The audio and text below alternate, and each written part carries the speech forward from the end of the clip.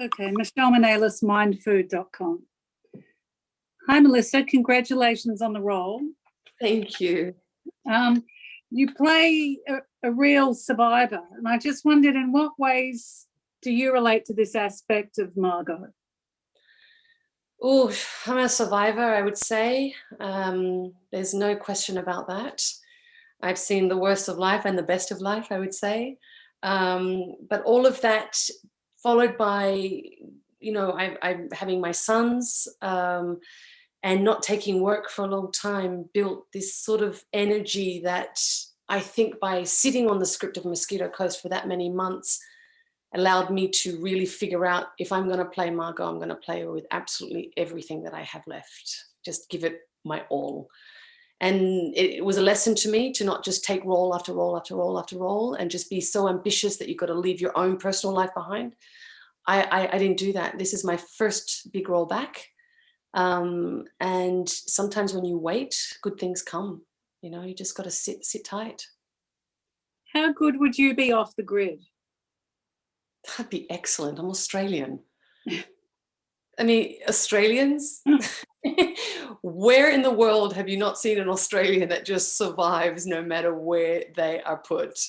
Whether you're on vacation in any country, you'll see an Australian that's doing just fine, better than fine. So yes, I would be excellent off the grid. It was hard to have my life and then go to be off the grid as Margot, because it was a tough shoot. We really had to move around a lot. We had a lot of obstacles to overcome. And episode 3, for example, Crossing the Desert, was just, that really tested our humor, I would say. Our patience as, actors, thinking like, okay, we were told it was going to be like this, and this is not like this. This is actually what Margot is going through. But it's all part of the journey.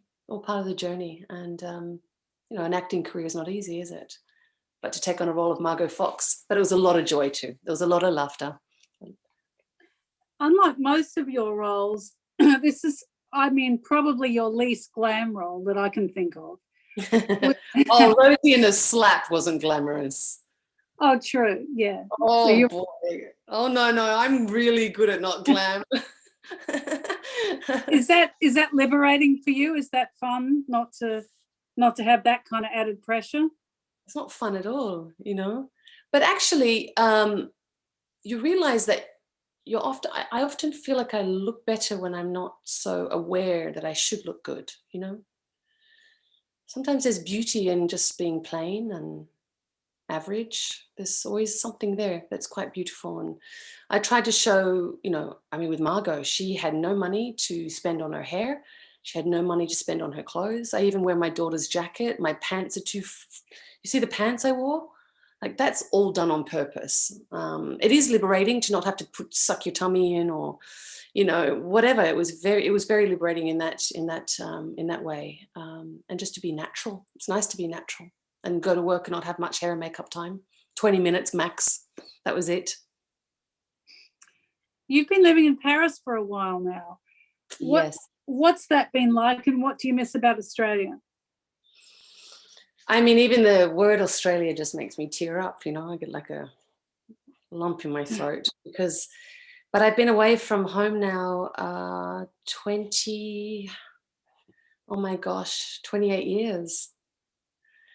That's the bigger question, I think, is just leaving Australia 28 years ago and having just left at a time where your memories are so great. So you carry through, no matter where you are in the world, just this warm feeling of being an Australian. You never forget that. That's just who you are and how you're raised, and your values are Australian, and your parents raise you as an Aussie girl. But it's bittersweet, like America took me away from Australia when I was very, very young. I'm grateful to that. But weirdly, every time I go back to Australia, I think I do my best work, because all my inhibitions are gone. I don't have to pretend to be an American or fit into France, or I don't have any double identity crisis when I go back home to Australia. So it's wonderful to be in Paris, because I feel like I've really, I've just done a film with Catherine Deneuve, who's our iconic French actress. I've just done my first full French-speaking film.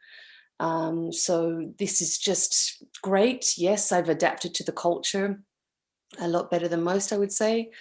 But at the same time, you know, I'm never going to be French, and I'm not a French girl. And that's a shame, but it's also wonderful because I'm an Aussie. I'm an Aussie girl in France, which gives this extra sort of flavor, I would say. Great. Thanks so much. Thank you, Michelle. Bye. Bye.